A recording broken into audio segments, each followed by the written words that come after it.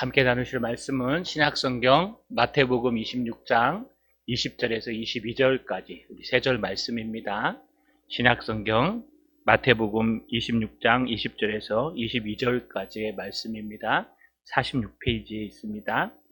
찾으셨으면 마태복음 26장 20절에서 22절까지 우리 못 찾으신 분은 화면을 보시고 같이 한 목소리로 천천히 읽겠습니다.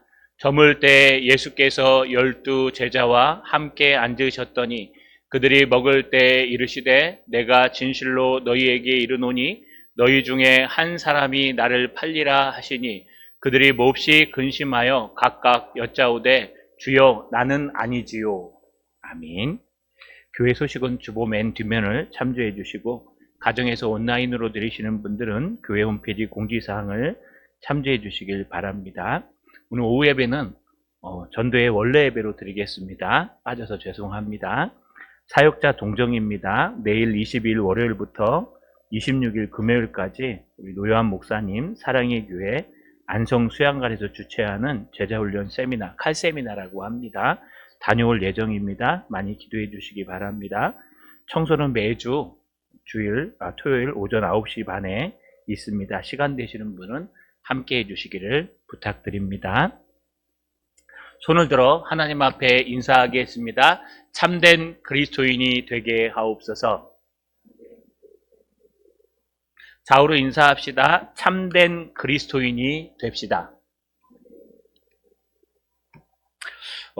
오늘 오후 예배는요, 우리 책 한 권을 소개하려고 합니다. 책 제목은요, 유사 그리스도인이라는 책이고요. 청교도 출판에서 나왔습니다. 그래서 여러분들 시간 되시면 한번 사서 읽으시는 것도 괜찮을 것 같은데, 단 고어를 해석했기 때문에 우리 한국말이랑 약간 좀 어색할 겁니다. 저는 아주 옛날 판을 갖고 있는데 최근에 판 우리 부목사님이 산 걸 보니까 칼라로 들어가 있고요. 읽기 좋게 되어 있더라고요. 여러분 한 번쯤 읽어보시면 괜찮을 그런 추천 도서 중에 하나입니다. 왜 이런 말을 하느냐? 여기 유사라는 단어가요, 영어로는 almost입니다. almost란 뜻은 거의 이런 뜻입니다. 거의 됐는데, 거의 가까이 갔는데, 거의 가득 찼는데 뭔가 좀 부족한 것, 그런 그리스도인이 있다는 겁니다. 이 그리스도인은요, 천국에 못 갑니다. 이 땅에서 상금을 받을 수는 있어도 천국에서는 못 가니까 상금조차 쌓이지도 않습니다. 또 교회 오시면은 참된 성도가 아니어서 맨날 치고, 바깥에 나가면은 저거 교회 다닌다고 또 맨날 칩니다. 그래서 안에서도 힘들고 바깥에서도 힘듭니다. 그렇기 때문에 우리는 거의 그리스도인이 되는 것보다는 겨우 그리스도인이 돼도 됩니다. 여러분, 겨우라도 우리가 예수 믿는 참된 그리스도인이 되는 것이 정말 필요합니다. 왜냐하면 유사 그리스도인, 거의 그리스도인이 될 뻔했는데 안 된 사람이 되면 그리스도인 중에 가장 불쌍한 사람이기 때문에 그렇습니다. 오늘 책을 우리 3부로 요약해서 간단하게 말씀을 드릴 텐데 한번 우리를 점검해 봤으면 좋겠습니다. 따라 읽겠습니다. 유사 그리스도인은 어디까지 흉내낼 수 있는가? 한 번 더요. 유사 그리스도인은 어디까지 흉내낼 수 있는가?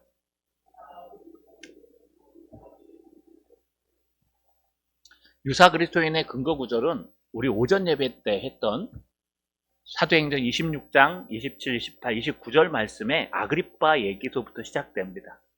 그 한 구절이 이 책을 쓰게 만든 동기였습니다. 저도 설교하면서 일부러 그 구절을 따서 이 책을 한번 소개해야 되겠다. 우리 신학교 때 가장 은혜롭게 읽은 책 중에 하나입니다. 그러나 여기에 보시면요, 무서운 이야기들이 등장합니다.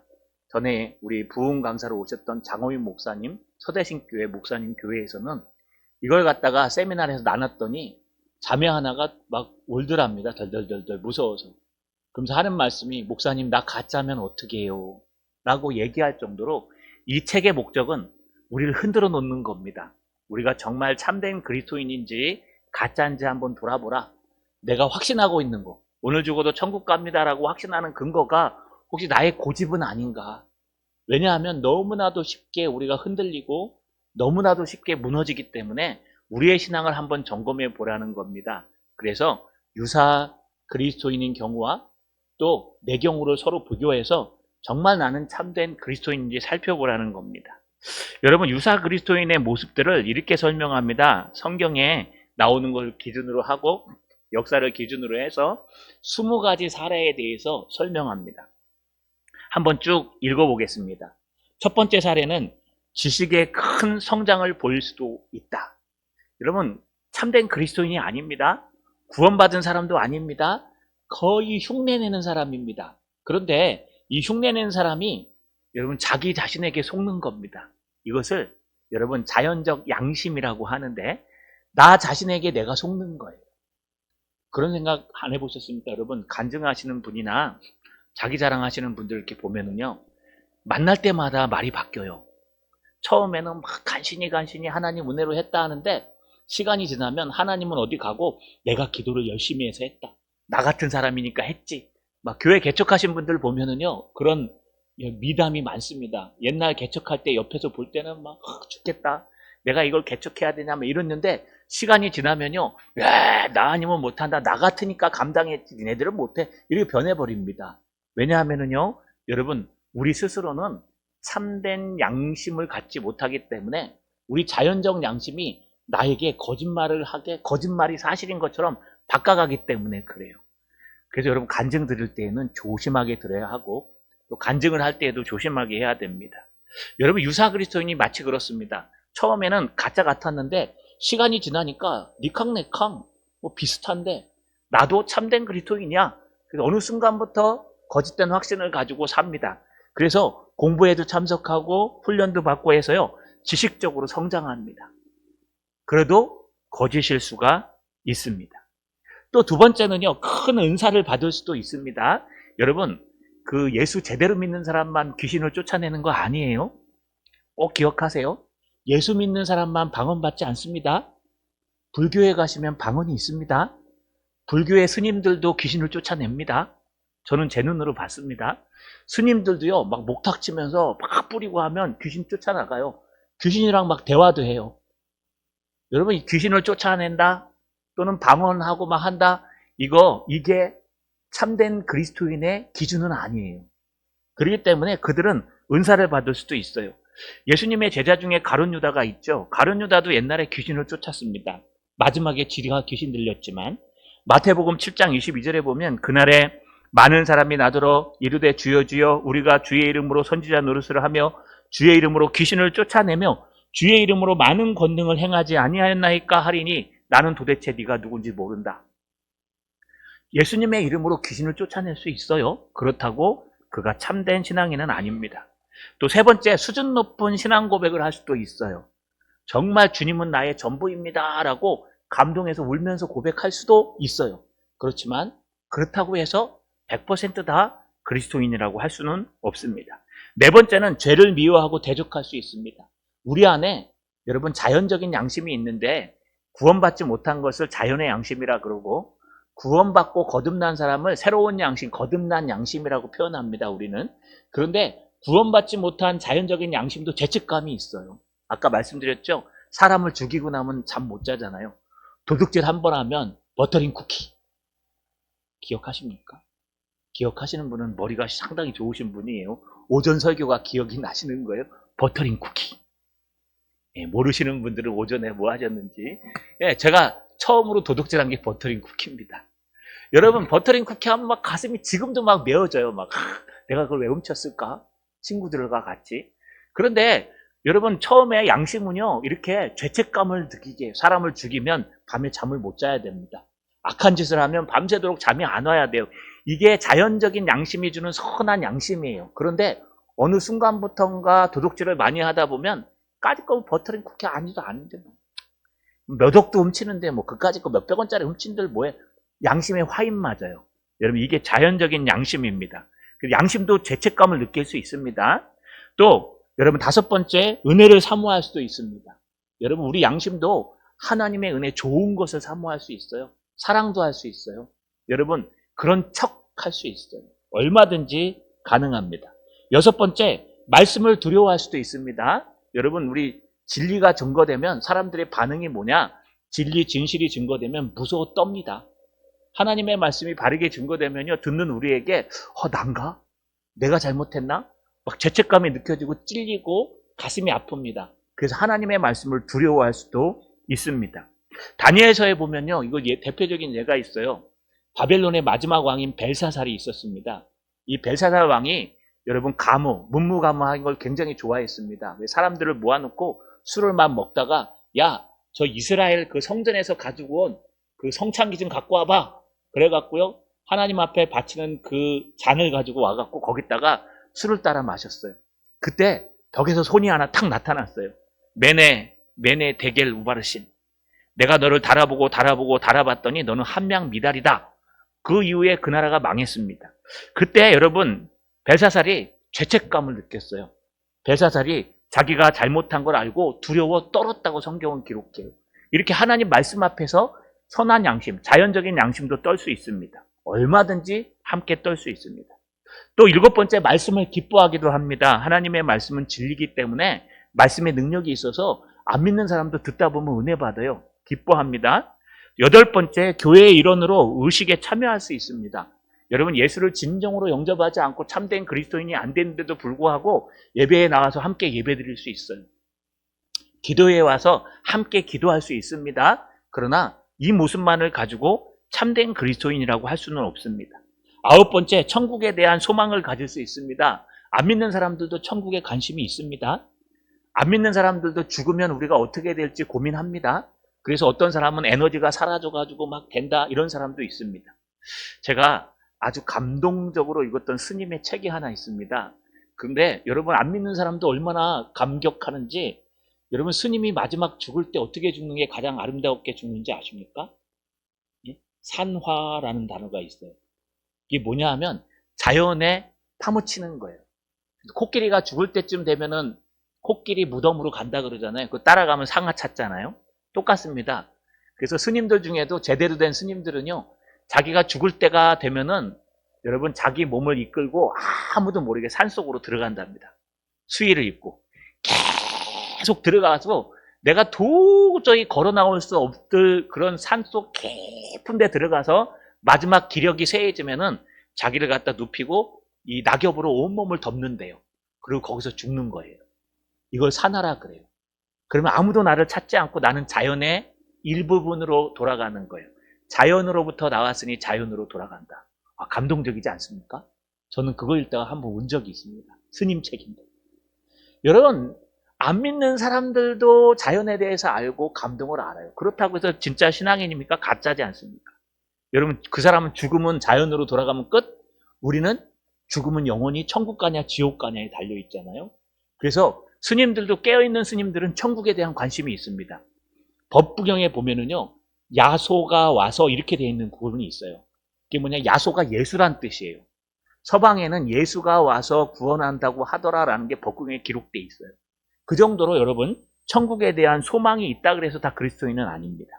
10번째로, 크게 변화된 모습을 보일 수도 있습니다. 여러분, 죄책감이 느껴서 나의 삶을 바꿀 수 있어요. 담배도 끊을 수 있고 술도 끊을 수 있고 내가 잘못된 것들을 다 끊을 수도 있습니다. 그렇다고 해서 그것이 참된 그리스도인은 아닙니다. 11번째는요, 종교적인 일에 매우 열심을 낼 수도 있습니다. 열심히 봉사하고 헌신하고 주님의 일을 행할 수도 있습니다. 그러나 그렇다고 해서 참된 성도는 아닙니다. 예후를 아십니까? 여러분, 예후라는 사람이 하나님을 섬기지도 않는데 하나님께서 명령하신 일을 열심히 행합니다. 왕하 10장 16절에 보시면 이르되 나와 함께 가서 여호와를 위한 나의 열심을 보라 하고 이에 자기 병거를 태우고, 자기가 하나님이 시켰다고 열심히 병거를 타고 달려가는 거예요. 이 사람 구원받지 못한 사람입니다. 12번째, 기도를 열심히 많이 할 수도 있습니다. 그래서 열심히 기도를 막 밤새도록 많이 한다고 해서 이 사람이 참된 그리스도인이 될 수는 없습니다. 우리가 흉내낼 수 있습니다. 13번째, 그리스도로 인해 손해를 입을 수도 있습니다. 예수님 때문에 사업에 손해를 보고 예수님 때문에 이것도 안 하고 저것도 안 해서 손해를 볼 수도 있어요. 그래도 그것만을 가지고 예수님을 위해 희생했다고 내가 그리스도인이라고 할 수 없습니다. 흉내낼 수 있습니다. 14번째, 하나님의 부르심을 받을 수도 있습니다. 하나님이 꿈속에 나타나서 유선아 와라 막 이럴 수 있어요. 15번째 성령을 받을 수도 있어요. 여러분 구약에 많이 협회에 있는데 구약의 성령론은요, 성령이 필요하실 때 들어오셔서 도와주시고 필요 없을 때 나가시는 성령론입니다. 신약에서는요, 성령이 한번 들어오시면 영원히 내 마음의 신비에 기록하기 때문에 나가지 않습니다. 그럼에도 하나님께서 때로는 성령으로 움직일 수 있습니다. 16번째 믿음을 가질 수도 있고요. 17번째 하나님의 백성을 사랑할 수도 있습니다. 여러분 사랑이 교회의 표지는 아니에요. 제가 늘 말씀드리지만 교회냐 아니냐를 먼저 판단하셔야 돼요. 이걸 교회의 표지라 그럽니다. 교회야 아니냐. 요즘 반려견을 많이 키우시죠. 반려묘, 고양이도 키우시고 저희 집에도 한 마리 있습니다. 근데 반려견을 너무 사랑한 나머지 사람처럼 키우지도 않습니까? 요즘은 막 저희도 안고 다닙니다. 다리 다칠까 봐. 그런데 그거 말고요. 너무 사랑해갖고 여러분 막 유모차도 반려견 유모차 막 몇백만 원짜리 사갖고 이렇게 끌고 다니잖아요. 그렇게까지는 못하지만 여러분 그러지 않습니까? 그러다 보니까 사람과 반려견 사이에서 왔다 갔다 하시잖아요. 그러면 반려견이 사람입니까? 그렇진 않아요. 여러분 반려견이 죽으면 어떻게 되는지 아십니까? 반려견은 쓰레기로 취급합니다. 그래서 반려견은 아무리 귀중해도 죽으면 그냥 쓰레기 봉투에 넣어서 버리는 거예요. 이게 쓰레기 취급하는 방법이에요. 요즘 바뀔 겁니다. 화장장에 가시면은 반려견 화장터가 있어요. 그럼 거기에 화장터 하면은 그 사람들이 반려견을 갖다 화장해서 어떻게 하는 줄 아십니까? 쓰레기통에 넣어서 버려요. 이런 것들이 그 존재 자체가 동물이고 소유이기 때문에 뭐 앞으로 바뀌어야 되겠지만 그러기 때문에 개가 아무리 옷을 입히고 아무리 이름을 붙여도 그건 개인 거예요. 반면에 사람은 인간처럼 안 삽니다. 그냥 사막에 버려져 갖고 사람이 풀 뜯어먹고 살아요. 그래도 그건 사람입니다. 그렇기 때문에 첫 번째는 교회냐 아니냐가 중요합니다. 교회냐 아니냐를 교회의 표지라 그랬죠. 하나님 말씀의 바른 증거, 성례의 바른 시행, 건징의 시행, 이 세 가지가 교회냐 아니냐를 구별합니다. 이게 결국은 말씀과 예배입니다. 이게 살아있는 교회가 교회입니다. 근데 이걸 싹 빼면은요, 나머지는 교회가 될 수가 없어요. 그걸 교회의 속성이라 그래요. 성격. 사람이 인간답게 사는 것과 사람인 것은 달라요. 걔가 아무리 사람처럼 살아도 사람은 아닙니다. 사람처럼 사랑을 하고 똑같습니다.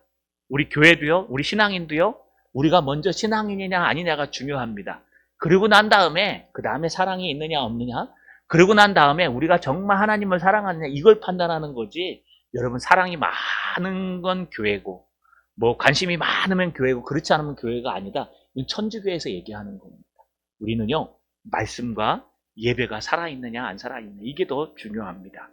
또 하나 17번 하나님의 백성을 사랑할 수도 있고 18번 하나님의 계명을 잘 지킬 수도 있습니다. 19번 성황 모든 모습을 보여줘요. 성령의 은혜의 모습을 보일 수도 있습니다. 또 30번 그리스도의 외적 의무를 다할 수도 있습니다. 그리스도의 외적 의무가 하나님 앞에 말씀을 읽고 기도하고 예배드리는 것을 말합니다. 여러분 이것까지 따라할 수 있다고요. 거짓 그리스도인들이 almost Christian, 거의 그리스도인일 뻔한 사람들이 어디까지 따라할 수 있느냐, 이 20가지 내용을 다 따라할 수 있어요. 그러면 문제가 생기죠. 도대체 뭐라고? 이게 전부인 줄 알았는데 어떡하라고? 그래서 매튜 미드는 이걸 한번 생각해 봤습니다. 따라 읽겠습니다. 그릇된 확신에 이르게 하는 4가지 이유. 한 번 더요. 그릇된 확신에 이르게 하는 4가지 이유.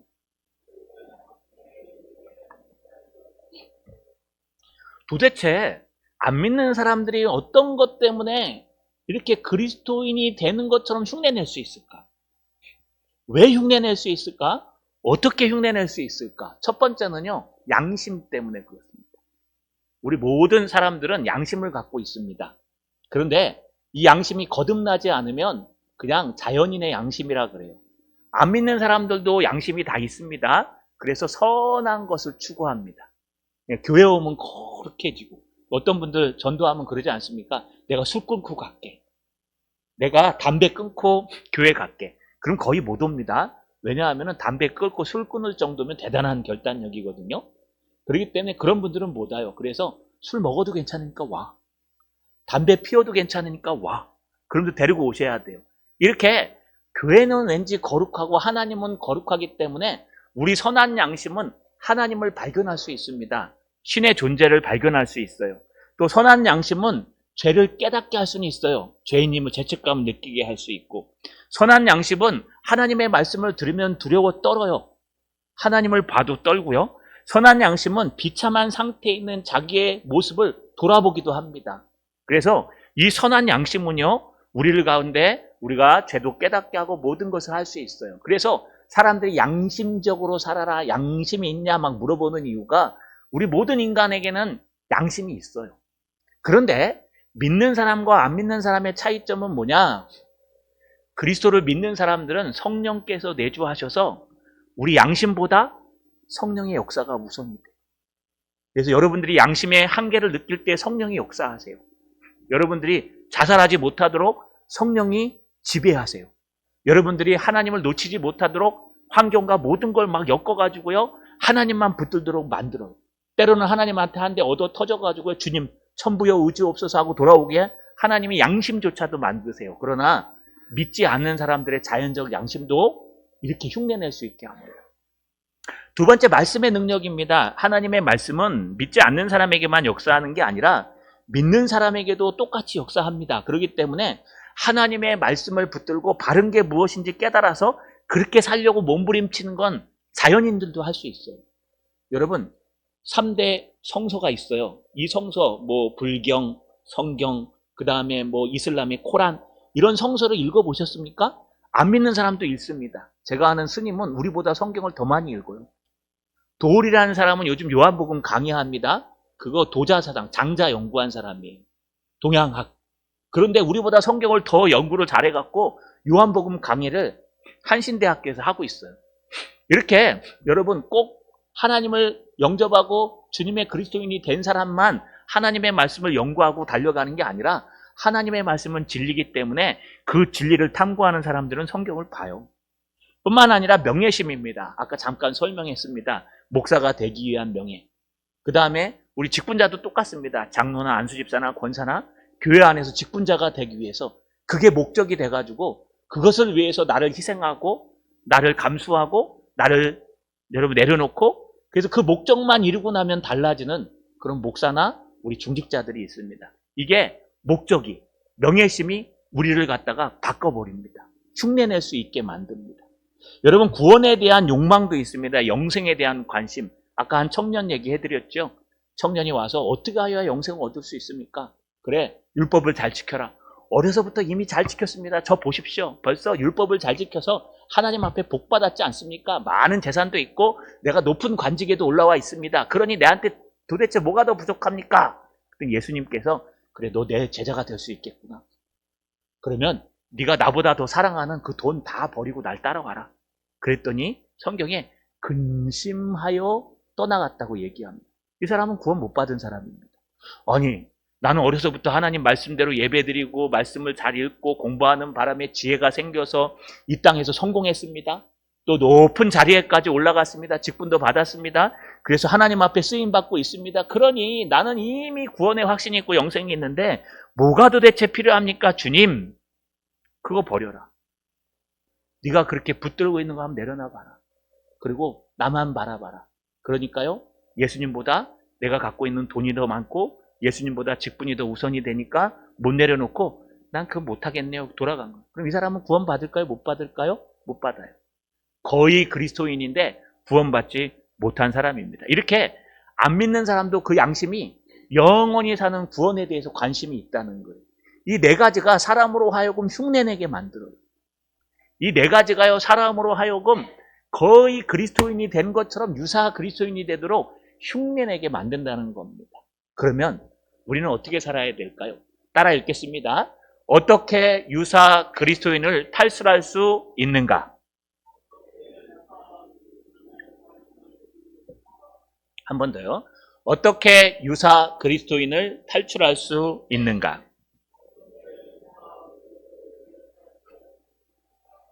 네, 사실은 매튜 미디의 이 책 속에는요, 정확하게 답이 안 나와요.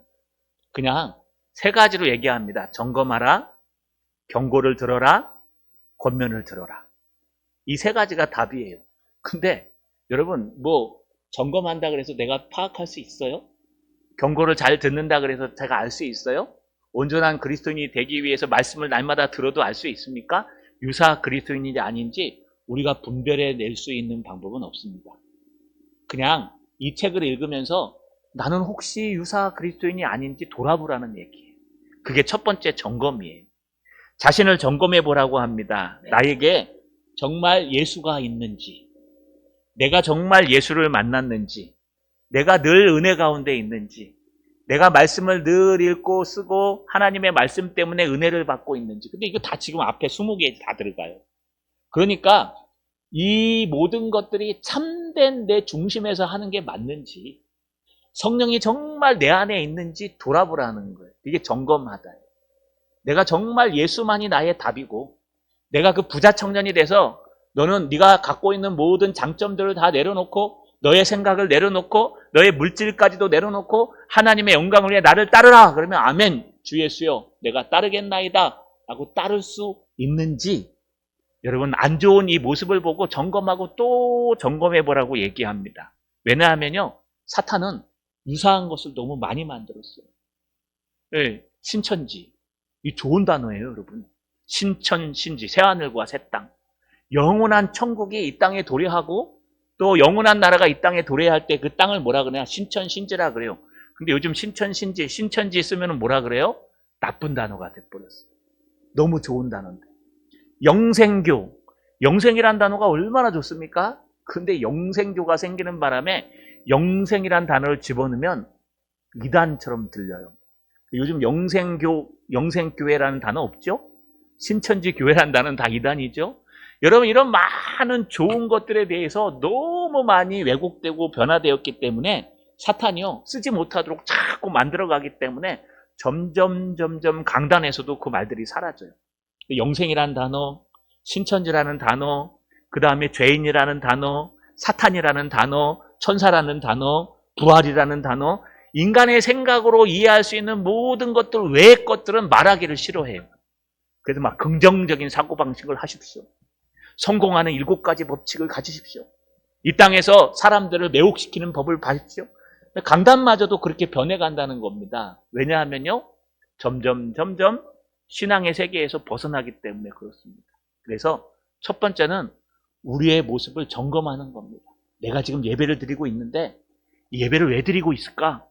그냥 안 드리면 혼날까봐, 아니면 그냥 습관처럼 드렸으니까 괜찮아요. 그런데 이 예배 가운데 정말 내가 주님의 음성을 듣고 주님을 만나고 있는가? 이 예배 가운데 내가 신령과 진정으로 하나님을 만나고 있는가?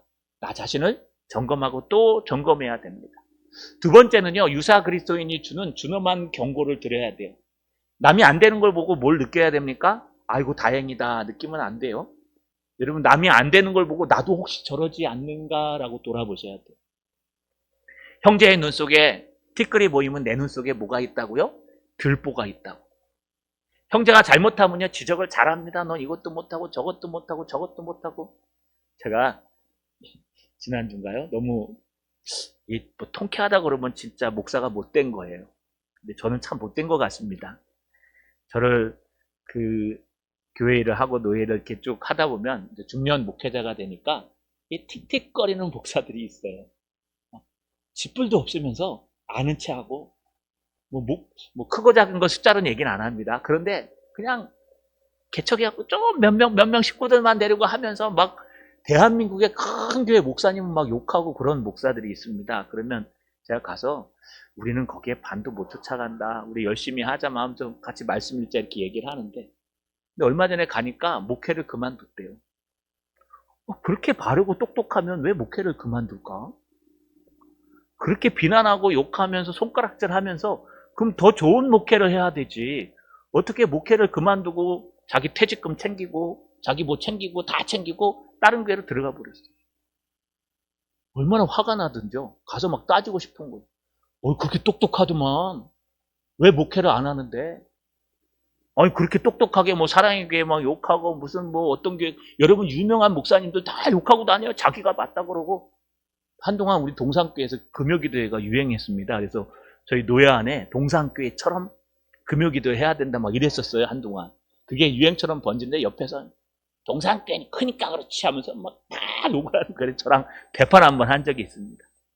여러분, 이런 모든 것들을 보면서 제가 속으로는요, 사실 거짓말 안 하고 후련했습니다. 하나님은 정확하시다. 저런 것들을 제가 남 욕이나 할 줄 알지, 진짜 목회가 뭔지 배울 생각은 안 하고, 제가 손가락질만 할지, 결국 거봐라 너 망했지? 막 속이요. 하는데, 새벽기도 앉아서 기도하는데, 너 아직 멀었다, 유선아. 너 아직 멀었다. 제가 저를 보면서요, 야, 너 김유선 목사 넌 진짜 바닥이구나. 그런 걸 보고 정말 후련하다 그러면 넌 아직 멀었다. 너도 혹시 그러지 않는지 돌아봐라. 여러분, 그 말씀을 보고 알았습니다. 형제가 시험에 들고 어려워하면요, 손가락질 하는 게 아니라 나도 혹시 저러지 않는지 돌아보셔야 돼요. 막 같이 시험에 들라는 뜻은 아닙니다. 잘못된 길을 걸어가고 있는데 같이 걸어가라는 얘기 아니에요. 나도 혹시 저렇게 시험 들고 있지 않는가? 나도 혹시 저런 모습은 아닌가?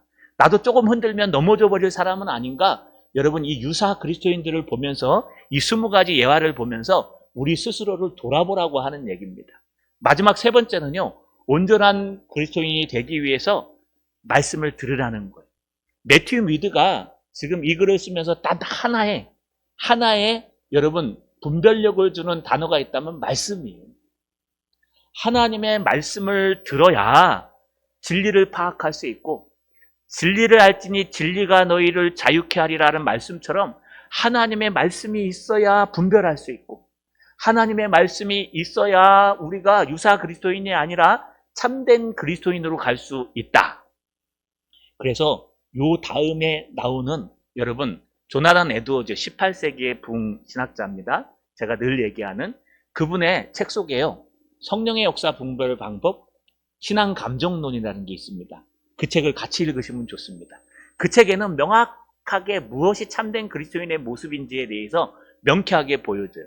그 중에 하나가 성령의 역사 분별 방법에 보시면, 그렇다면 거의 그리스도인이 될 뻔한 사람, 유사 그리스도인이 아닌 방법은 어떻게 할 수 있냐? 성령께서 알게 하시는데, 사단이 흉내내지 못할 수 있는 성령의 역사가 5가지가 있어요. 여러분 기억하시죠? 예, 이거는 저랑 같이 목회하시는 분들은 알아야 됩니다. 예, 죄, 성, 교, 사. 기억나십니까? 예, 따라 읽어볼게요. 예, 죄, 성, 교, 사. 한 번 더요. 예, 죄, 성, 교, 사. 성령의 역사인지 사탄의 역사인지 분별하는 방법이에요. 왜냐, 이 5가지는 사탄이 흉내낼 수가 없어요. 다른 것들은 다 낼 수 있어요. 흉내낼 수 있어요. 그런데 이 예제 선교사만큼은 흉내 못해요. 예수 그리스도. 여러분, 예수 그리스도가 나의 구원자이신 거 흉내 못 내요. 예. 죄에 대한 각성. 내가 죄인이라는 것을 자연적인 양심도 알지만 진정으로 깨닫는 것, 그거 사단은 흉내 못 내요. 죄. 성경에 대한 깊은 관심. 그냥 나 몇 독 읽었어 이 정도가 아니라 그 성경의 말씀이 어떤 말씀인지 듣고 싶어하고 갈급해하는 성경에 대한 깊은 관심도 사단이 흉내 못해요. 건전한 교리. 여러분, 신천지도 성경을 읽고 우리도 성경을 읽어요. 똑같은 성경이에요. 물론 판이 달라요. 그런데 왜 저들은 딴 데로 갔을까요? 그 교리, 성경을 가리키는 교리가 잘못돼서 그래요. 이단 교리예요. 우리는 건전한 교리. 대한예수교 장로회 합종 즉 여러분, 청교도 신앙을 보한 보수 교리. 이 교리. 그 다음에 사랑. 하나님 사랑하고 이웃을 사랑하는 것. 예, 죄, 성, 교, 사. 제가 책을 외웠어요. 이렇게 외우려고요. 이 5가지는 동시에 일어나야 됩니다. 이 5가지는요, 흉내낼 수가 없어요. 사단이 이 5가지를 흉내낼 수 없는 것만 뽑은 거예요. 뽑아서 이 5가지가 우리가 참된 그리스도인인지 그리스도인이 아닌지, 참된 성령의 역사인지 아닌지 분별할 수 있습니다. 말씀을 마치겠습니다. 여러분 한번 돌아봤으면 좋겠어요. 매튜 미드가 이렇게 얘기한 이유는 너무 거짓된 모습들이 많기 때문에 그렇다는 거예요. 겉모습은 뻔질하고 신앙생활 잘하는 것 같고 마치 교회를 위하는 것 같고 예수님을 위해 다 버릴 것 같고 예수님만 따라가는 것 같은데 결정적인 순간이 되면 탁 돌아서서요. 내가 먼저고 내 자존심이 먼저고 이 땅에 돈이 먼저고 이 땅에 여러분 명예와 권력이 먼저가 된다는 거예요. 천국에 갈 수 없습니다. 더 불쌍한 건 그 단계를 다 넘어섰는데도 불구하고 천국 문 앞에서 나 너 모르겠는데?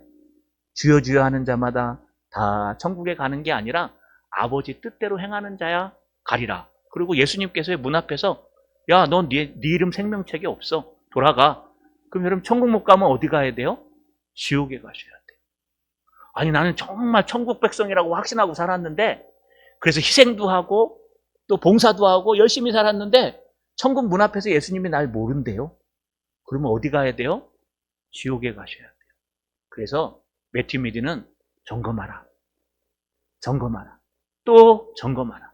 내가 참된 그리스도인이 맞는지, 내가 참된 예배를 드리고 있는지, 내가 정말 하나님의 음성을 듣고 있는지 예배하고 또 점검하는 사람 되라 라고 얘기하는 겁니다. 여러분, 이번 한 주간도 말씀을 붙들고 씨름하고 예배하며 점검하셔서 참된 그리스도인이 되시기를 주님의 이름으로 축원합니다. 전능하신 하나님 고맙고 감사합니다. 우리가 혹시 유사 그리스도인이 아닌지 돌아보기를 소망합니다. 우리는 참된 그리스도인이 맞는지 또 돌아보고 점검하기를 소망합니다. 20가지를 돌아보게 하시고 특별히 하나님 말씀을 붙들고 늘 주님을 따름으로 말미암아 길이요 진리요 생명 되신 예수를 따라갈 수 있는 참된 성도요 목사 될 수 있도록 도와 주시옵소서. 예수님의 이름으로 기도하옵나이다. 아멘.